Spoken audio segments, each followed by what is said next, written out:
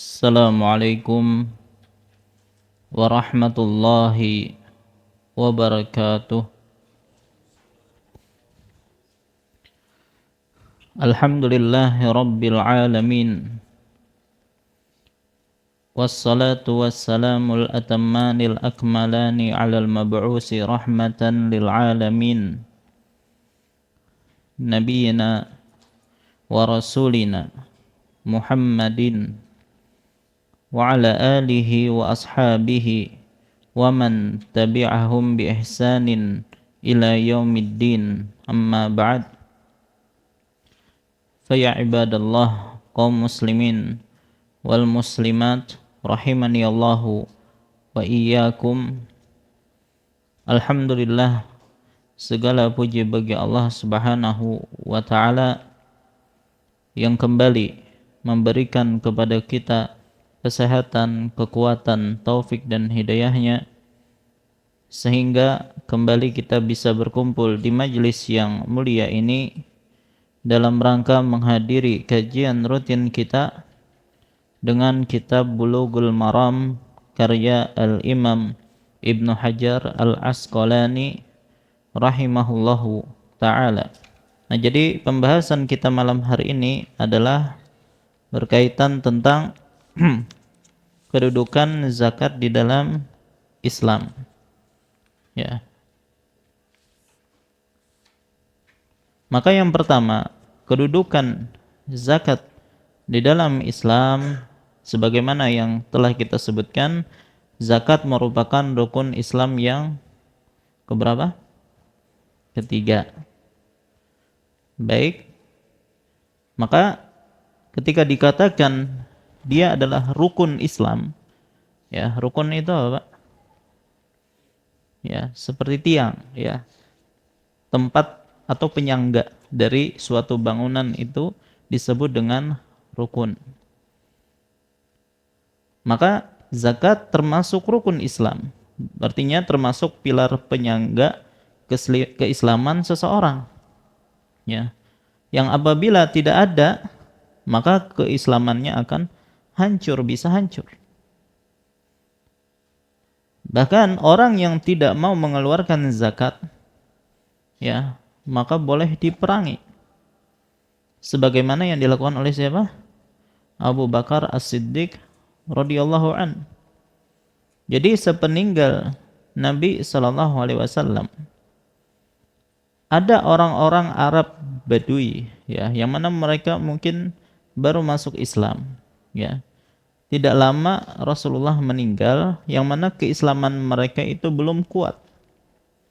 Maka ketika Nabi SAW meninggal, banyak di antara mereka, sebagiannya murtad.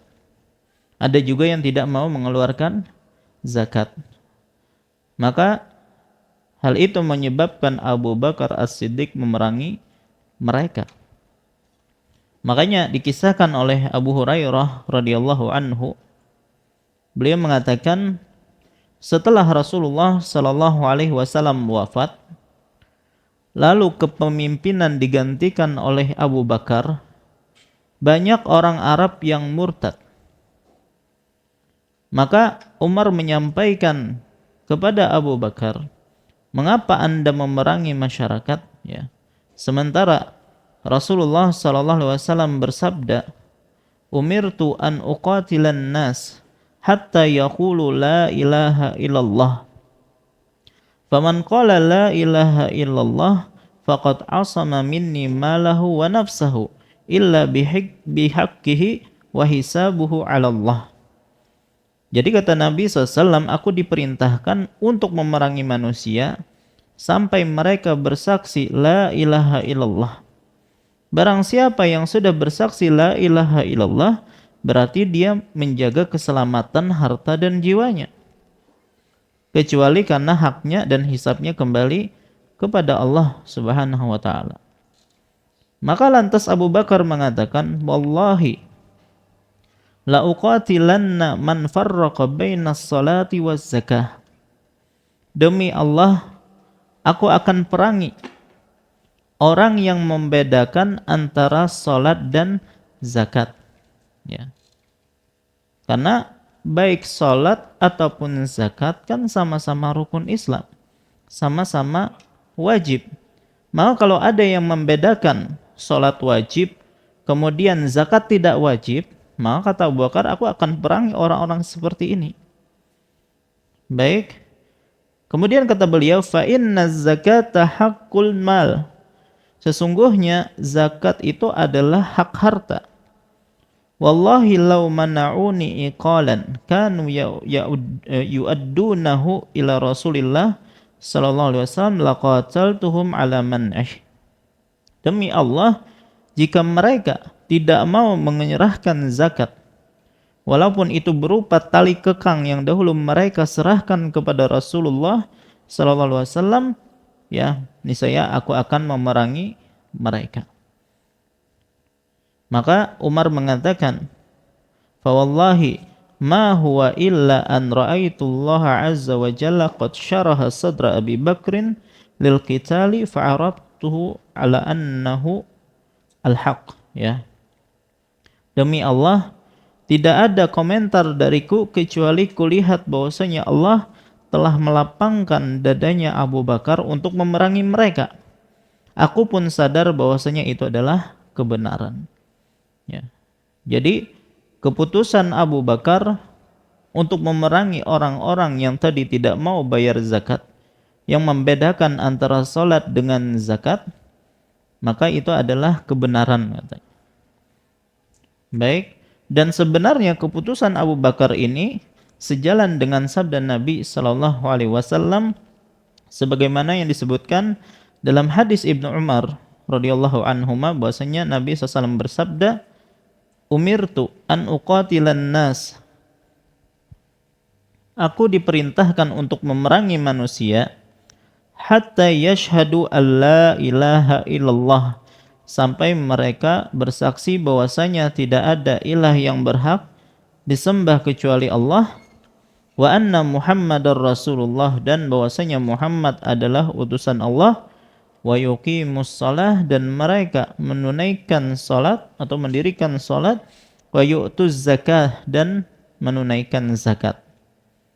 Fa idza fa'alu, kalau mereka melakukan itu, asamu minni dima'ahum wa amwalahum illa bihaqqiha. Jika mereka melakukan itu, maka darah dan harta mereka akan terjaga dariku. Muttafaqun alaih. Ya, jadi berdasarkan dalil ini, ya, orang yang tidak mau membayar zakat berhak diperangi.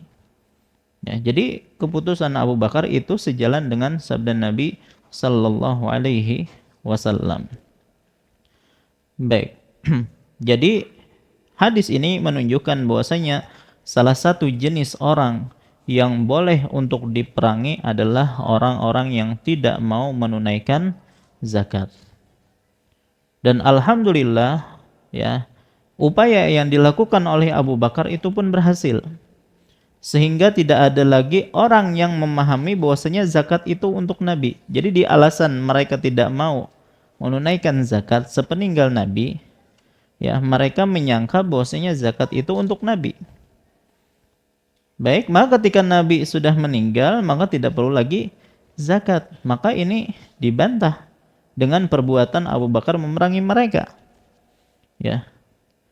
Maka ketika Abu Bakar bersikap tegas, yang mana sebagian orang enggan menunaikan zakat setelah Nabi SAW wafat, ya, kalau tidak diperangi, ya mungkin saja pemahaman tersebut akan terus ada, mungkin bahkan sampai sekarang.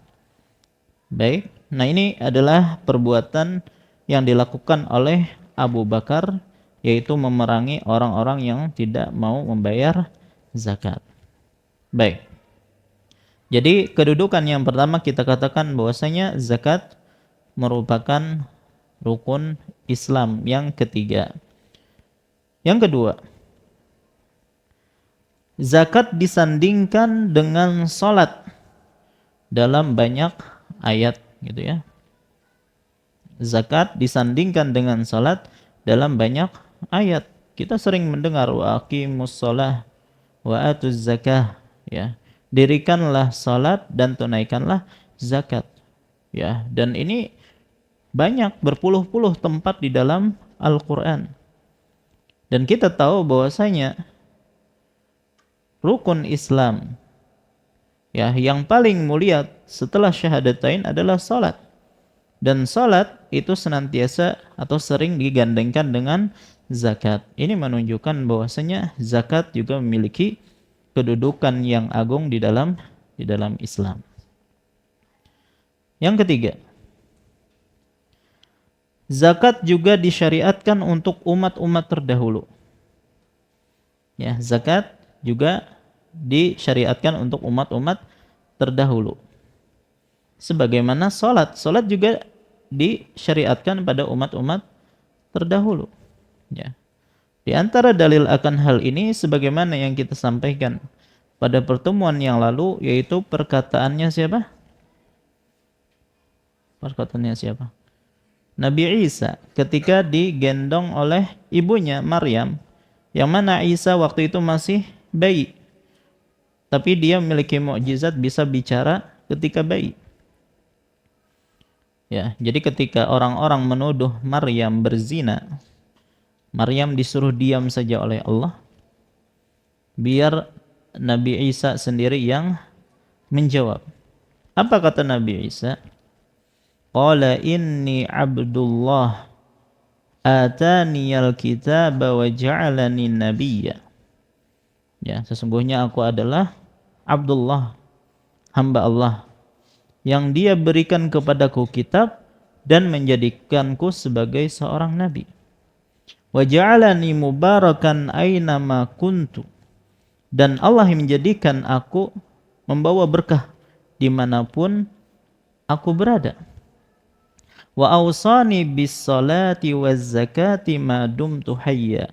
Dan Allah memberikan wasiat kepadaku untuk melaksanakan salat dan menunaikan zakat selama aku masih hidup. Nah, ini menunjukkan bahwasanya syariat salat maupun zakat itu sudah ada pada umat-umat terdahulu. Begitu juga perkataan Nabiullah Ismail dalam surah Maryam juga, ayat 54 sampai 55. Ya. Wadhkur fil kitabi Ismail. Dan ceritakanlah wahai Muhammad kisah Ismail di dalam Al-Qur'an. Innahu kana sadiqal wa'di wa kana rasulan nabiyya.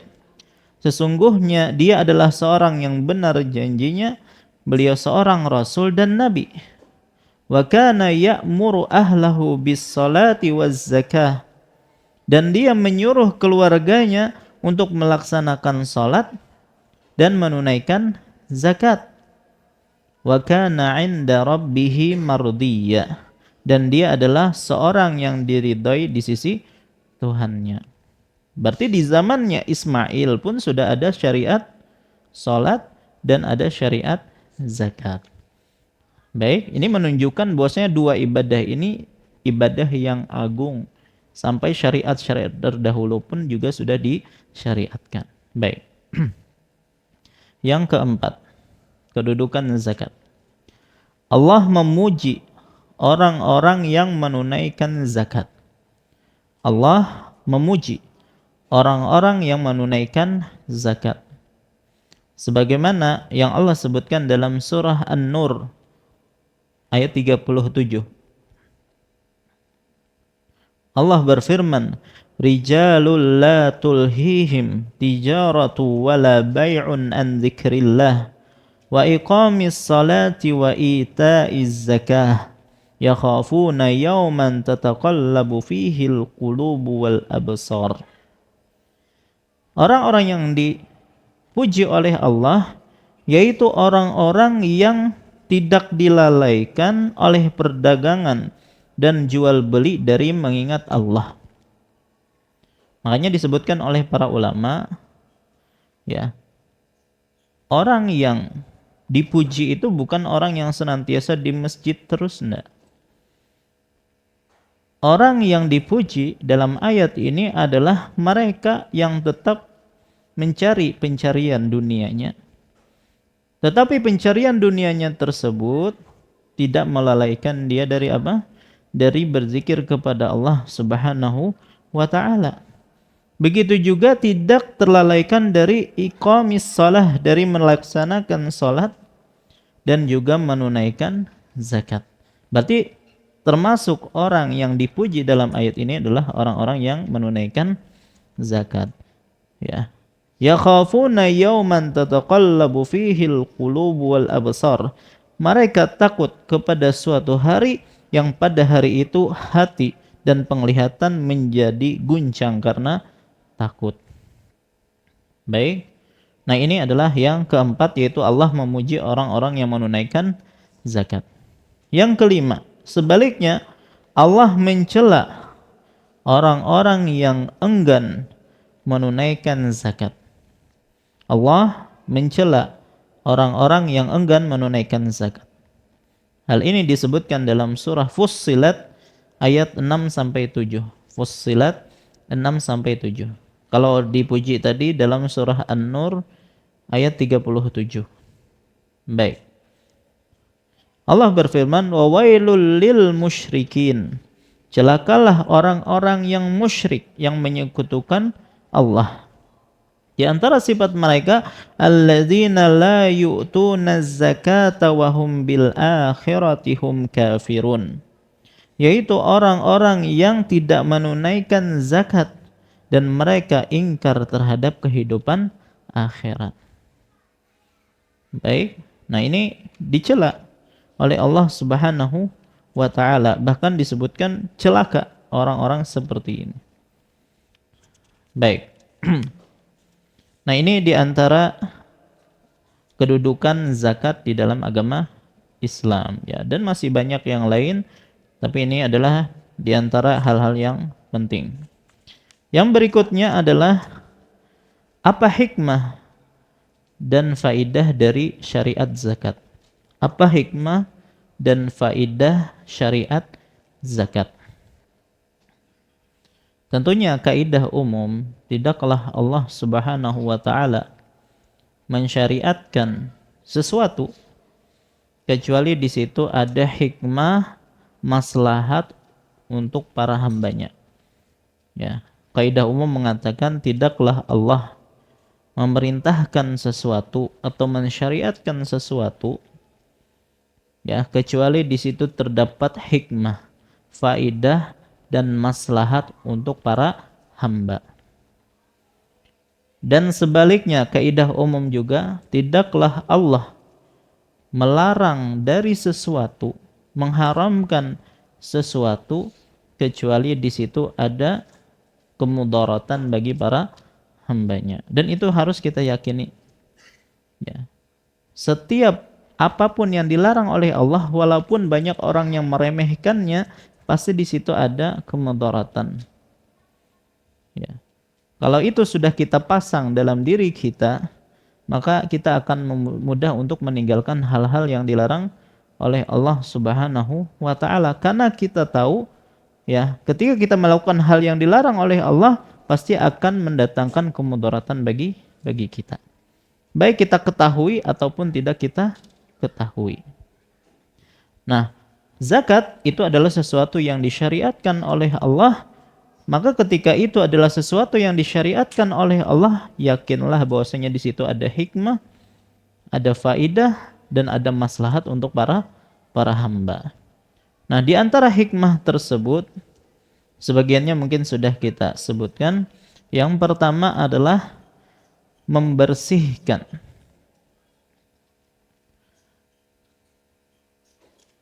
dan menumbuhkan, membersihkan dan menumbuhkan harta. Ini berkaitan dengan hartanya, ya. Membersihkan, menumbuhkan harta, menghadirkan keberkahan padanya, masih pada hartanya. Membersihkan, menumbuhkan harta, menghadirkan keberkahan padanya, menghilangkan keburukan dan kotorannya. Membersihkan dan menumbuhkan harta, menghadirkan keberkahan padanya, menghilangkan keburukan dan kotorannya, serta menjaganya serta menjaganya dari kerusakan dan kebinasaan. Serta menjaganya dari kerusakan dan kebinasaan. Jadi yang pertama, hikmah faidah zakat membersihkan dan menumbuhkan harta, menghadirkan keberkahan padanya, menghilangkan keburukan dan kotorannya, serta menjaganya dari kerusakan dan kebinasaan. Baik, makanya Nabi SAW mengatakan, man adda zakata malihi faqad dhahaba anhu syarruh. Barang siapa yang sudah menunaikan zakat hartanya, ya, maka keburukan hartanya, yakni bahaya dari harta tersebut akan hilang darinya. Baik. Nah, jadi harta yang kita dapatkan itu bisa jadi, ya, bisa jadi di situ mungkin ada hal-hal yang mengotorinya, seperti ada hak orang lain di situ, ya, yang mungkin kita tidak sadari. Baik, maka dengan mengeluarkan zakatnya, maka kita membersihkan, ya, harta tersebut dari kotoran tadi. Atau bisa jadi satu harta yang ketika tidak dizakati justru akan membuat pelakunya itu makin jauh dari Allah Subhanahu wa taala. Maka ini bahaya dari harta itu. Maka ketika dia keluarkan hartanya atau zakatnya, maka dia akan terhindar dari keburukan harta tersebut. Ini di antara hikmahnya. Baik. Yang kedua, kalau yang pertama itu kaitannya dengan harta, kalau yang kedua ini kaitannya dengan orang yang mengeluarkan zakat tersebut. Di antara faidahnya membersihkan muzakki. Ya, membersihkan muzakki. Muzakki itu apa artinya? Pemberi zakat. Ya. Mungkin ada di antara pian yang ngarannya muzakki atau anak pian yang namanya muzakki. Ya. Baik. Di antara makna dari muzaki itu adalah orang yang mengeluarkan zakat. Tapi bisa juga artinya orang yang membersihkan diri, muzaki. Membersihkan pemberi zakat dari akhlak buruk.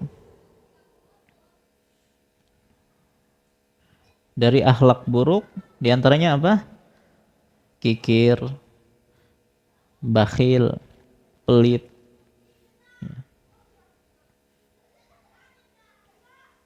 Baik, jadi membersihkan pemberi zakat dari akhlak yang buruk, diantaranya kikir, bakhil, pelit. Begitu juga melatihnya memberi dan menyalurkan harta di jalan Allah. Melatihnya untuk memberi dan menyalurkan harta di jalan Allah Subhanahu wa taala. Jadi itu latihan dari zakat. Ya, menghilangkan rasa pelit dan melatih dia untuk bagaimana mengeluarkan hartanya di jalan Allah Subhanahu wa taala.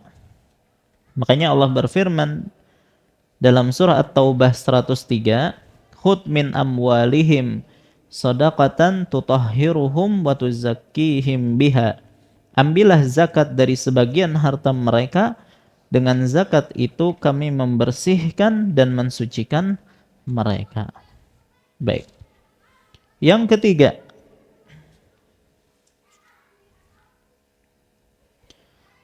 di antara hikmah zakat, melipur itu apa? Gini bahasanya, melipur duka fakir miskin. Ya, mungkin semacam menghibur, menghilangkan duka fakir miskin, ya. Dan menutupi hajat orang yang membutuhkan. Melipur duka fakir miskin dan menutup hajat orang yang membutuhkan. Ini jelas, ya. Orang miskin mungkin dia melihat orang-orang yang kaya gitu kan, keperluan mereka senantiasa terpenuhi. Maka ketika kita berikan zakat kepada mereka, setidaknya itu mengobati hati mereka. Ya tadi melipur duka fakir miskin tadi. Apalagi pas lagi butuh sekali dengan uang tersebut, dengan zakat tersebut, lantas kita berikan. Baik. Dan di antara orang yang sangat pantas untuk diberi zakat, ya, orang yang sangat pantas untuk diberi zakat adalah orang-orang miskin yang mana mereka menjaga diri mereka dari minta-minta. Kita tahu dia nih orangnya miskin, serba susah, tapi dia sama sekali tidak pernah berusaha minta-minta, enggak. Menjaga dirinya dari minta-minta. Kalau pian melihat ada orang seperti itu, maka merekalah yang pantas, layak, lebih utama untuk diberikan zakat. Ya. Makanya Allah Subhanahu wa taala berfirman dalam surah Al-Baqarah 273. Al-Baqarah 273. Lil fuqara'il ladzina uhsiru fi sabilillah la yastati'una darban fil ard. Apa yang kamu infakkan itu utamanya diberikan kepada orang-orang fakir yang terhalang usahanya karena jihad di jalan Allah sehingga dia tidak dapat berusaha di bumi. Yahsabuhumul jahilu agniya aminat ta'affuf. Yang mana orang-orang ya tidak tahu dan menyangka bahwasanya mereka ini orang-orang kaya. Ya, saking mereka menjaga diri dari minta-minta, orang-orang mengira dia orang kaya. Minat ta'affuf, karena dia menjaga diri mereka. Ta'rifuhum bisimahum la yas'aluna an-nasa ilhafa. Kamu mengenal ciri-ciri mereka, yaitu mereka tidak meminta-minta kepada manusia. Maka yang seperti ini yang lebih utama untuk diberi. Wa ma tunfiqu min khairin fa innallaha bihi alim. Kebaikan apapun yang kamu infakkan, sesungguhnya Allah Maha mengetahui. Dari sini juga ketika Islam menjadikan zakat sebagai salah satu rukun Islam, ini menunjukkan bahwasanya Islam itu sangat memperhatikan kehidupan sosial antara sesama manusia. Ya. Jadi jangan ada yang mengira bahwasanya Islam hanya mengatur bagaimana cara beribadah, enggak. Ya, tapi Islam juga mengatur ya bagaimana interaksi seseorang dengan manusia yang lainnya. Ya.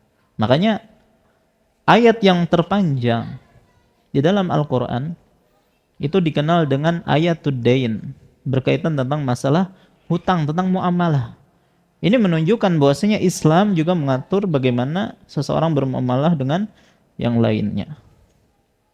Makanya disebutkan bahwasanya Islam itu agama yang multidimensi. Ada dimensi vertikal dan ada dimensi horizontal. Vertikal itu gimana, Pak? Tegak. Maksudnya apa? Mengatur bagaimana interaksi manusia dengan Allah Subhanahu wa taala. Itu dimensi vertikal.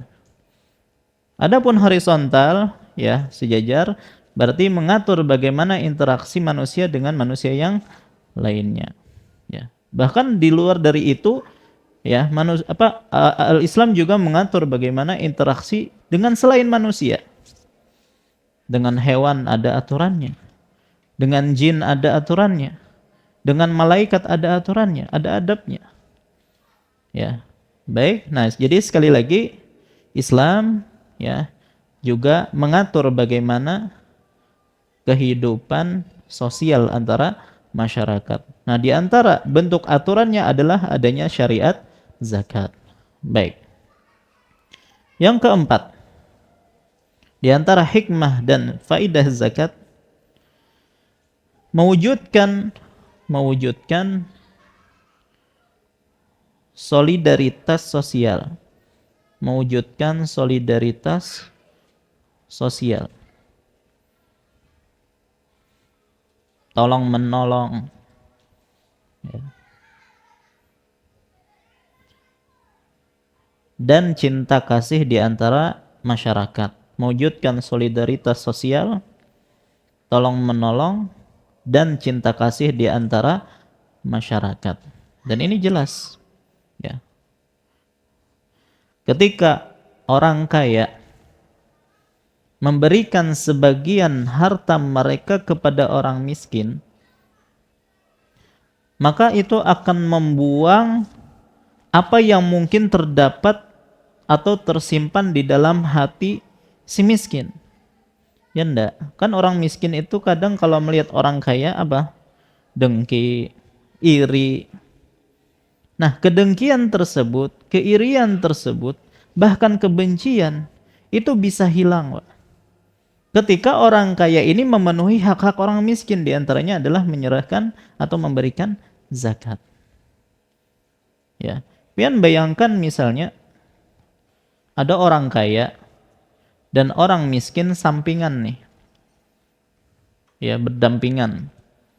Jadi orang miskin ini serba kekurangan, ya untuk makan saja susah, boro-boro mau beli pakaian baru dan seterusnya.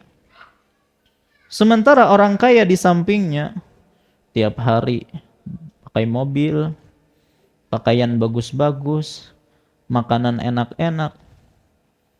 Tidak pernah memperhatikan orang miskin di sampingnya. Ya. Kira-kira bagaimana perasaan orang miskin tersebut? Apalagi misalnya pas masak-masak gitu ya. Aromanya itu nyampe ke rumah dia. Kan ada di antara anjuran dalam Islam ketika seorang masak ya untuk memperbanyak apa? Kuahnya. Tujuannya apa? Supaya dibagikan dengan tetangganya. Hal ini sebagaimana yang Rasulullah wasiatkan kepada Abu Dzar. Nabi mengatakan, "Ya Abu Dzar, idza tabakhta maraqah fa aktsir ma'aha wa ta'ahad jiranak."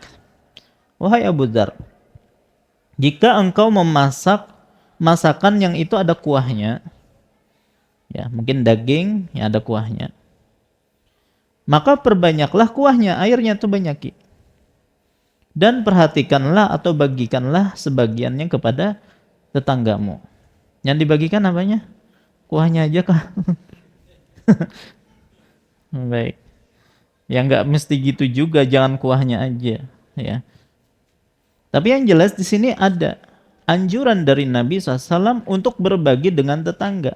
Apalagi tadi sampai keciuman aromanya kepada tetangga. Nah, yang seperti ini, Pak, kalau kita tidak praktekkan di lingkungan kita, misalnya hari ini masak apa misalnya? Sop, nyampe ke sebelah. Tentu ada keinginan, ya, apalagi kalau yang di sebelah ini masakannya sayur bening ya misalnya, maka bening banget pulangnya. Baik. Ketika dia mencium sop tadi, kok enggak dibagi, ada kekecewaan dalam hati dia. Besoknya ada bakar-bakaran lagi. Nyampe lagi ke sebelah, enggak dikasih lagi, kecewa lagi. Ya. Dan rasa kecewa yang ditumpuk tersebut jadi besar. Sedikit saja orang kaya ini melakukan kesalahan, pasti marah yang sesamping ini. Ya enggak? Misalnya mungkin lagi cuci mobil, airnya nyiprat ke sebelah. Karena sudah ada bekal kecewa yang bertumpuk-tumpuk tadi, kesalahan itu bisa jadi besar, Pak. Bisa jadi ribut. Beda kalau misalnya tetangga ini sering ngasih. Ya, setiap ada masak apa ngasih, kan seneng tuh. Ya, jadi terciptalah rasa sayang di antara tetangga di situ kan. Jadi kesalahan apa saja, ya itu biasa aja, nggak masalah, mudah untuk memaafkan. Toh dia dinilai orang yang baik karena sering memberi. Ya Allah cuma ingin memberikan gambaran gitu bagaimana ya syariat Islam itu luar biasa, Pak. Ketika mensyariatkan sesuatu pasti ada hikmahnya di situ. Baik, nah termasuk dalam masalah zakat. Ya, orang-orang miskin tahu nih, orang kaya ini wajib zakat nih harusnya. Malah tidak dikeluarkan zakatnya. Padahal sudah berharap-harap nih dapat zakat gitu kan. Maka ya tadi di antara hikmah adanya syariat zakat ya, mewujudkan solidaritas, tolong menolong dan cinta kasih di antara anggota masyarakat. Ya, segala dengki orang miskin kepada orang kaya itu pun akan hilang. Ya, yang mungkin asalnya mungkin orang miskin ini ingin berbuat buruk kepada orang kaya itu terhindarkan kalau memang orang kaya itu ya memberikan hak-hak kepada orang miskin. Baik. Ini yang keempat. Yang kelima, di antara hikmahnya mensyukuri nikmat Allah. Ya, zakat itu merupakan mensyukuri nikmat Allah atas karunia-Nya. Ya, mensyukuri nikmat Allah atas karunia-Nya, yaitu tadi dengan mengeluarkan zakat itu adalah bentuk syukur. Ya, jadi ketika Allah memberikan harta kepada dia, kan wajib disyukuri itu. Nah, di antara bentuk syukur itu adalah berzakat, mengeluarkan zakatnya. Dan orang yang syukur atas nikmat yang Allah berikan, maka Allah janjikan apa? Akan ditambah ya. Sebagaimana dalam surah Ibrahim ayat 7, wa itta'adzana rabbukum la in syakartum la azidannakum, ya. Ingatlah ketika Tuhanmu memaklumkan sesungguhnya jika kamu bersyukur, niscaya aku akan menambah nikmat kepadamu. Dan sebaliknya, wala in kafartum inna adzabi lasyadid. Tetapi jika kamu ingkar terhadap nikmatku tersebut, sesungguhnya azabku benar-benar pedih. Dan orang kaya yang mana dia senantiasa mengeluarkan zakatnya, ya, kemudian mungkin ditambah dengan sedekah-sedekah lainnya, biasanya itu awet Pak kayaknya. Ya, orang yang rajin berbagi itu biasanya awet Pak hartanya itu. Malah makin bertambah. Beda orang yang pelit, ya. Itu bisa jadi hartanya atau nikmat dicabut oleh Allah Subhanahu wa taala dan pian bisa saksikan sendiri, ya. Baik. Nah, jadi yang kelima tadi ini adalah bentuk syukur kepada Allah Subhanahu wa taala. Baik. Yang keenam, zakat menunjukkan kebenaran iman muzakki. Zakat menunjukkan kebenaran iman muzakki. Seseorang atau manusia itu kan memiliki tabiat apa? Cinta terhadap harta enggak? Ada enggak di antara pian yang enggak cinta yang namanya harta? Ya. Insya Allah enggak ada. Karena memang tabiat manusia itu cinta kepada harta. Baik, ketika manusia ternyata mau mengeluarkan hartanya, yang secara zahirnya kan tidak ada timbal balik nih, dia keluarkan begitu saja. Ini menunjukkan bahwasanya dia memiliki keimanan di situ. Ya. Tidaklah dia mau mengeluarkan hartanya kecuali dia beriman kepada Allah Subhanahu wa taala yang memerintahkan dia untuk mengeluarkan zakat. Baik. Nah, ini adalah yang keenam tadi ya. Yang ketujuh, di antara hikmah disyariatkannya zakat, zakat menghadirkan ridha Allah Subhanahu wa taala. Yang sebelumnya tadi yang menunjukkan kebenaran iman muzaki, Nabi SAW bersabda, wasadaqatu burhan. Dan sedekah itu adalah bukti. Bukti apa? Bukti keimanan dia. Adapun yang ketujuh, zakat menghadirkan ridho Tuhan, ridho Allah Subhanahu wa taala. Turunnya kebaikan-kebaikan, ya, menghadirkan ridho Allah, turunnya kebaikan-kebaikan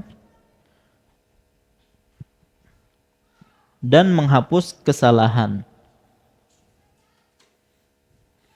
Zakat menghadirkan ridha Allah, turunnya kebaikan dan menghapuskan kesalahan. Nabi SAW bersabda, Was-shadaqatu tudfi'ul khati'ah kama yudfi'ul ma'u an-nara. Sedekah, ya masuk di sini zakat, dapat menghapuskan kesalahan sebagaimana air memadamkan api. Ya. Maka di sini menunjukkan bahwasanya sedekah atau zakat itu bisa menghapuskan kesalahan-kesalahan. Dalam riwayat yang lain, ya, sedekah yang dilakukan dalam keadaan sembunyi-sembunyi tudfi'u ghadabar Rabb, ya, mematikan murka Allah Subhanahu wa taala. Ketika kita merasa mungkin melakukan dosa, yang mana mungkin dengan dosa itu kita merasa Allah mungkin murka dengan kita. Tentunya kita bertaubat. Nah, di antara hal yang bisa menghilangkan atau menjauhkan kita dari murka Allah Subhanahu wa taala itu adalah memberikan sedekah kepada orang lain secara sembunyi-sembunyi tanpa ada yang mengetahuinya. Baik, nah itu di antara faedah sedekah, termasuk juga sedekah yang wajib yaitu zakat. Yang kedelapan dan yang terakhir, zakat penyelamat seorang hamba, zakat penyelamat seorang hamba dari panasnya hari kiamat, ya, atau di padang mahsyar gitu ya. Zakat penyelamat seorang hamba dari panasnya hari kiamat, ya, atau ketika di padang mahsyar. Nabi sallallahu alaihi wasallam bersabda berkaitan masalah ini, kullu mri'in tahta dhilli sadaqatihi hatta yufsala bainan nas. Setiap orang akan tetap berada di bawah bayangan sedekahnya sampai perkara seluruh hamba itu diputuskan. Maksudnya di padang mahsyar dalam keadaan sangat panas. Di antara hal yang bisa melindungi seseorang dari panasnya waktu itu adalah sedekah dia. Ya, jadi sedekahnya itu akan berubah menjadi awan yang akan melindungi dia dari panasnya di padang mahsyar. Makanya kan di antara 7 golongan yang dinaungi pada hari yang tidak ada naungan kecuali naungan Allah Subhanahu wa taala, yaitu seorang laki-laki yang bersedekah dengan sedekah dan dia sembunyikan sampai tangan kirinya tidak mengetahui apa yang diinfakkan, yang disedekahkan oleh tangan kanannya. Ya, ini menunjukkan bahwasanya bersedekah, apalagi dalam keadaan sembunyi-sembunyi, apalagi dalam keadaan ikhlas, maka itu akan memberikan faedah, seseorang akan dilindungi dari panasnya di padang mahsyar kelak. Ya, maka ini fadilah yang besar. Hendaklah kita memiliki amalan, Pak, terutama sedekah yang dilakukan secara sembunyi-sembunyi, yang mungkin istri pian aja nggak tahu gitu. Ya, usahakan punya seperti itu walaupun tidak banyak. Ya, baik. Nah, inilah diantara fadilah atau hikmah tentang syariat zakat. Baik, insyaallah setelah salat kita akan sampaikan berkaitan tentang bahaya tidak paham tentang zakat, ya, dan ancaman-ancaman tidak membayar zakat. Wallahu taala alam wa sallallahu ala nabiyina Muhammad wa ala alihi wasallam. Assalamualaikum warahmatullahi wabarakatuh. Assalamualaikum warahmatullahi wabarakatuh. Alhamdulillahi rabbil alamin. Wa bihi nasta'in ala umurid dunya wad din. Wa ashhadu an la ilaha illallah wahdahu la syarikalah wa ashhadu anna Muhammadan abduhu wa rasuluh. Allahumma salli wa sallim wa barik ala nabiyyina wa rasulina Muhammadin wa ala alihi wa ashabihi wa man tabi'ahum bi ihsanin ila yaumiddin, amma ba'd. Fa insyaallah kita lanjutkan kembali pembahasan kita. Maka tadi kita telah sebutkan tentang kedudukan zakat di dalam agama Islam. Kemudian kita juga sebutkan tentang hikmah atau faidah dari disyariatkannya zakat. Maka sebagaimana yang kita ketahui bersama,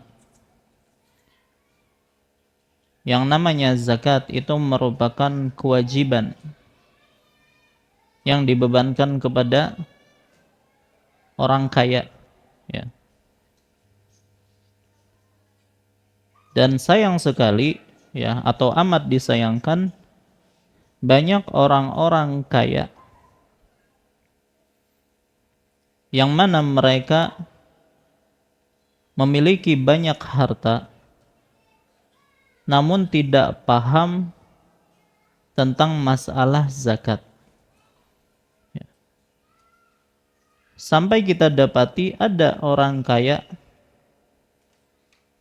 ya, yang sudah bertahun-tahun bahkan puluhan tahun jadi orang kaya, namun tidak pernah sekalipun dia mengeluarkan zakat. Padahal secara ijma' para ulama, bahkan bukan hanya ijma' para ulama, tapi ijma' kaum muslimin, bahwasanya yang namanya zakat itu wajib. Ya. Bahkan disebutkan termasuk al-ma'lumu minad dini bid-darurah, perkara yang sudah pasti diketahui, ya, oleh muslim, ya, selama dia adalah seorang muslim pasti tahu akan wajibnya zakat. Ternyata tetap ada di antara mereka yang tidak paham tentang zakat.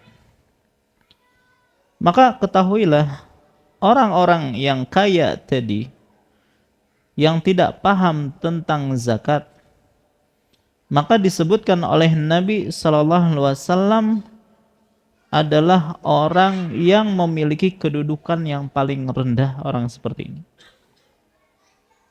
ya, orang kaya tapi tidak paham tentang zakat, maka disebutkan sebagai orang yang paling rendah.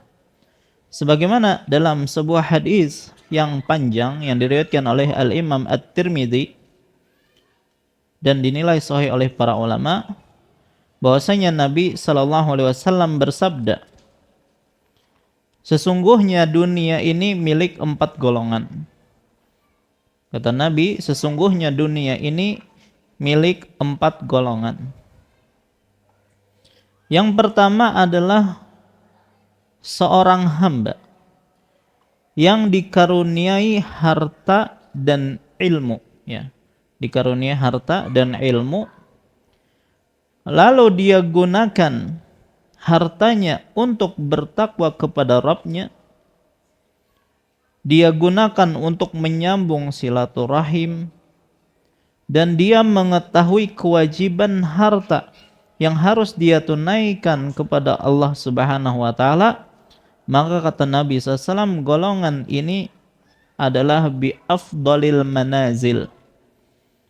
Inilah kedudukan yang paling mulia. Jadi golongan pertama tadi apa? Orang yang Allah karuniai harta dan ilmu, yang mana dengan harta dan ilmunya tersebut, ya, dia gunakan untuk kebaikan, bertakwa kepada Allah, dia gunakan untuk menyambung silaturahimnya, dan dia tunaikan hak-hak terkait hartanya tersebut, maka orang ini berada pada kedudukan yang paling mulia, afdalul manazil. Adapun yang kedua, Kata Nabi SAW, seorang hamba yang dikaruniai ilmu, ya, dia punya ilmu, tetapi tidak dikaruniai harta. Namun dengan niatnya yang tulus, dia mengatakan, seandainya aku mempunyai harta, aku akan beramal seperti amalannya si fulan, ya, yang tadi memiliki harta. Dia menyambung silaturahimnya, kemudian dia menunaikan hak harta tersebut. Ya, dengan niatnya tersebut, maka pahala keduanya itu sama. Ya, jadi yang pertama ada ilmu harta, dan dia bertakwa kepada Allah, dia tunaikan hak harta tersebut. Adapun yang kedua, punya ilmu tapi tidak punya harta. Tapi dia ketika ya mempunyai harta, dia memiliki niat, kalau aku diberi harta sebagaimana harta si fulan, maka aku akan melakukan apa yang dilakukan oleh si fulan. Ya. Dengan niat tulusnya tersebut, maka pahala keduanya itu sama. Ini dua golongan. Adapun yang ketiga, seorang hamba yang dikaruniai harta saja, ya, tetapi dia tidak diberi ilmu, tidak berilmu. Akibatnya dia membelanjakan hartanya secara sembarangan, tanpa didasari ilmu. Tidak dia gunakan hartanya tersebut untuk bertakwa kepada Allah Subhanahu wa taala. Tidak juga menyambung silaturahimnya, dan tidak mengetahui kewajiban terkait hartanya yang harus dia tunaikan, maka kata Nabi SAW, orang ini ya bi akhbasil manazil, ya, dia menempati kedudukan yang paling rendah. Ini bahayanya orang punya harta tapi kada berilmu. Dia gunakan hartanya tersebut tidak bertakwa kepada Allah, tidak menunaikan hak hartanya tersebut, ya, dia tidak keluarkan zakatnya, maka ini termasuk orang yang paling rendah kedudukan. Baik, yang keempat, seorang hamba yang tidak dikaruniai harta dan juga tidak berilmu. Kada berharta, kada berilmu. Lantas dia berkata, seandainya aku memiliki harta, niscaya aku akan berbuat maksiat sebagaimana yang dilakukan oleh si fulan yang ketiga tadi. Ya, maka dengan niatnya itu ya menjadikan dosa keduanya itu sama. Baik. Dari sini ya kita mengetahui bahwasanya orang kaya yang memiliki banyak harta tapi tidak memiliki ilmu terkait kewajiban yang harus dia lakukan terhadap harta tersebut, maka disebutkan berada pada tingkatan yang paling rendah, ya. Maka perhatikan, kalau pian ingin menjadi orang kaya, silahkan, tidak dilarang, tapi jangan sampai tidak mempunyai ilmu berkaitan tentang hak, ya, yang ada pada harta tersebut. Baik. Maka kalau tidak mau ya menunaikan hak harta tersebut, maka enggak usah jadi orang kaya. Baik. Kemudian juga ya, dari sini kita juga harus memahami pentingnya menyadari kewajiban harta. Pentingnya menyadari kewajiban harta, ya. Dan menyadari kewajiban pada harta meliputi semua pengeluaran harta yang sifatnya itu wajib. Ya, karena harta itu, berkaitan harta tidak hanya masalah zakat. Ada hak-hak yang lain seperti memberikan nafkah kepada anak dan istri. Itu juga hak harta yang harus dikeluarkan. Ya. Termasuk juga zakat yang itu merupakan rukun Islam. Makanya ketika Nabi SAW mengutus sahabat yang mulia Mu'adz bin Jabal radhiyallahu anhu, ya, kemana? Ke negeri Yaman, yang waktu itu mereka adalah orang-orang musyrik, ya, orang-orang Nasrani kebanyakan. Apa kata Nabi SAW? Ya, ini diceritakan oleh Ibnu Abbas radhiyallahu anhuma, beliau bercerita, anna Nabiy sallallahu alaihi wasallam ba'atsa Mu'adzan radhiyallahu an ilal Yaman. Nabi sallallahu alaihi wasallam mengutus Mu'adz ke negeri Yaman. Faqala, Nabi pun berkata, ud'uhum ila syahadati alla ilaha illallah wa anni rasulullah. Ya, serulah mereka, ajaklah mereka untuk bersaksi bahwasanya tidak ada ilah yang berhak disembah kecuali Allah dan bahwasanya aku adalah utusan Allah. Fa inhum ata'u lidzalika fa'alimhum. Kalau mereka taat padamu dalam hal itu, maka ajarkan kepada mereka bahwasanya Allah Subhanahu wa taala telah mewajibkan kepada mereka untuk salat 5 waktu sehari semalam.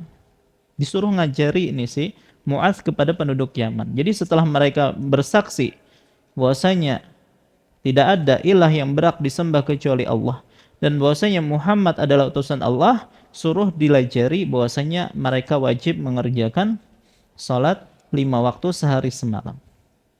Setelah itu kata Nabi SAW, fa inhum ata'u lidzalik. Kalau mereka taat dalam masalah itu sudah, ya bersyahadah sudah, salat sudah, maka yang ketiga kata Nabi SAW, fa'alimhum, ajarkan kepada mereka annallaha aftarada alaihim sadaqatan, bahwasanya Allah mewajibkan kepada mereka sedekah. Sedekah di sini adalah zakat. Ya. Fi amwalihim, pada harta-harta mereka, tu'khadu min agniyaihim wa turaddu ila fuqaraihim, diambil dari orang-orang kaya mereka dan diberikan kepada orang-orang miskin mereka.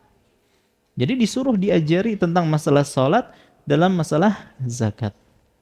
Maka ini juga memberikan pelajaran kepada kita, terutama orang-orang kaya, untuk belajar masalah zakat. Dan belajar masalah zakat bagi orang-orang kaya itu termasuk fardu ain, Mbak, bukan fardu kifayah. Ya. Nah, menyadari kewajiban zakat mencakup apa saja? Ya, ini penting ya. Menyadari kewajiban zakat itu mencakup apa saja? Yang pertama, mengakui bahwa zakat adalah rukun Islam. Ya, menyadari kewajiban zakat mencakup apa saja? Yang pertama, mengakui bahwa zakat adalah rukun Islam yang wajib ditunaikan. Bagi siapa? Bagi orang-orang kaya, ya, bagi mereka yang memenuhi syarat. Ulangi, menyadari kewajiban zakat itu mencakup pertama, mengakui bahwasanya zakat adalah rukun Islam yang wajib ditunaikan bagi mereka yang memenuhi syarat. Nanti kita akan sebutkan syarat-syarat wajib zakat itu ada. Yang kedua, menyadari kewajiban zakat. Yang kedua, memahami rincian aturannya. Memahami rincian aturannya. Contoh aturannya misalnya apa? Apa saja harta yang wajib dizakati, itu pelajari. Ya, tentang nisabnya, tentang haulnya itu dipelajari. Ya, jadi yang kedua memahami rincian aturannya. Yang ketiga, memahami batasan sahnya zakat.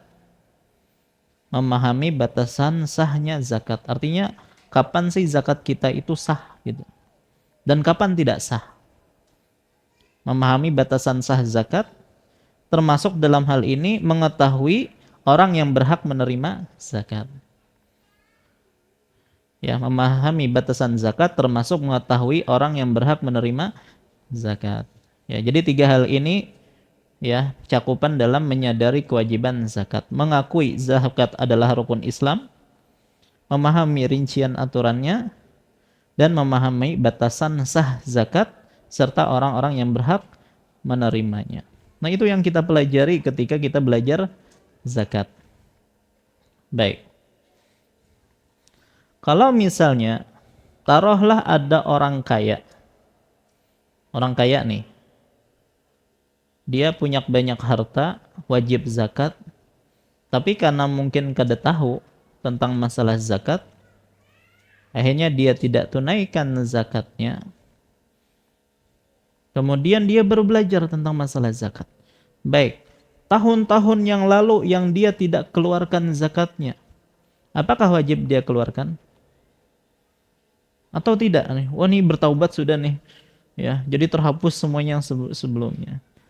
Ya. Enggak. Yang kita tidak keluarkan sebelumnya itu terhitung hutang yang wajib kita bayar. Ya. Jadi zakat-zakat yang dahulu tidak dibayar itu terhitung hutang yang wajib kita bayar. Kenapa? Karena dalam zakat itu Pak ada dua hak. Dalam zakat itu ada dua hak. Hak Allah Subhanahu wa taala dan juga ada hak fakir miskin. Ya. Orang yang lupa atau yang tidak tahu tentang cara membayar zakat sehingga dia tidak membayar zakat, maka berkaitan tentang hak Allah, ya apakah dia berdosa ataukah tidak, maka dia tidak berdosa kalau memang benar-benar tidak tahu. Ya. Dan Allah berfirman, Rabbana la tu'akhidna in nasina au akhtana. Ya Rabb kami, janganlah hukum kami jika kami lupa atau keliru. Termasuk juga yang kada tahu. Ya. Jadi kalau tidak membayar zakat disebabkan karena kada tahu, kada berdosa. Masalah hak Allah sudah digugurkan. Cuman yang kedua adalah hak fakir miskin. Ya, dan ini tidak gugur. Baik, maka dalam hal ini tetap bagi kita wajib untuk membayar zakat. Jadi masalah dosa digugurkan oleh Allah kalau tidak tahu, tapi masalah hak fakir miskin tetap dituntut. Maka wajib bagi kita untuk mengeluarkannya. Maka dirunut lagi tuh tahun-tahun yang lalu berapa hartanya. Kalau tidak ingat lagi, maka diperkirakan ya, sampai kita kira-kira ya, kita telah menunaikan zakat harta kita yang telah lalu. Nah, yang seperti itu. Ya makanya dalam masalah ini ya, kalau kita berbicara tentang warisan, ketika seseorang meninggal dunia dan dia punya harta tapi tidak dizakati, maka wajib bagi ahli waris sebelum membagikan harta warisannya untuk mengeluarkan zakatnya terlebih dahulu. Karena yang namanya hutang itu lebih didahulukan daripada pembagian warisan. Ya, jadi kalau misalnya ayah kita selama masih hidup punya hutang. Hutang ini ada hutang sifatnya kepada manusia, berhutang kepada manusia, atau sifatnya hutang agama. Baik, maka keduanya itu wajib ditunaikan terlebih dahulu sebelum dibagikan warisannya. Kada boleh ditunda penunaian hutang. Kita bagi aja dulu. Masalah hutang kaina. Apalagi dengan alasan kan hutangnya banyak gitu kan. Harta warisannya sedikit. Sudah kita kembangkan dulu harta ini. Setelah berkembang hanya dibayarkan hutangnya. Enggak boleh seperti itu, Pak. Kasihan mayit ya. Dan telah kita sebutkan sebelumnya bahwasanya yang hutang itu panas ya, akan menyiksa jenazah di kuburannya. Maka dalam hal ini ya tadi, orang yang tidak menunaikan zakat hartanya bertahun-tahun ya, maka kalau dia memang tidak tahu hukum zakat, maka dia tidak berdosa tetapi tetap wajib untuk menunaikan zakat tersebut. Baik, wallahu alam ya, sebenarnya tadi mau membahas tentang ancaman bagi mereka yang tidak mengeluarkan zakat ya, tapi sudah 8:30. Insyaallah kita lanjutkan pembahasan pada pertemuan yang akan datang. Wallahu taala alam wa sallallahu ala nabiyina Muhammad wa ala alihi wasallam. Subhanakallahumma bihamdika asyhadu an la ilaha illa anta astaghfiruka wa atubu ilaik. Assalamualaikum warahmatullahi wabarakatuh.